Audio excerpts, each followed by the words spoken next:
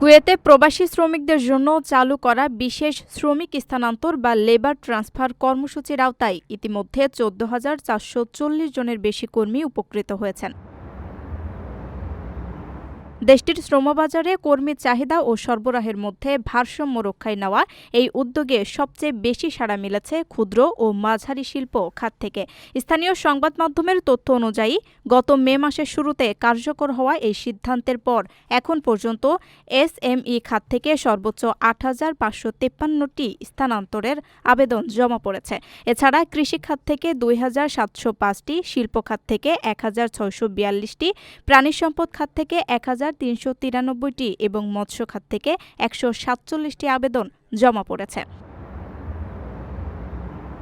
আগামী জুনের শেষ পর্যন্ত এই আবেদন গ্রহণ ও যাচাই বাছাই প্রক্রিয়া চলমান থাকবে। ফলে উপকারভোগীর সংখ্যা আরও বাড়বে বলে আশা করছে জনশক্তি কর্তৃপক্ষ।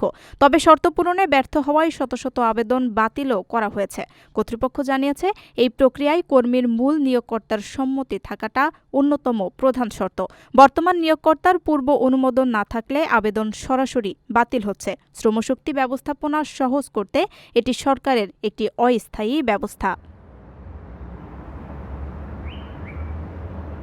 প্রবাসীর সিটিতে চলছে বহুল আলোচিত ফ্রি ফ্ল্যাট অফার।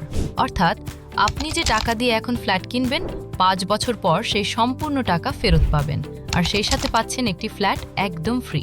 অফারটি সীমিত সময়ের জন্য, তাই দ্রুত যোগাযোগ করুন স্ক্রিনে দেওয়া নাম্বারে।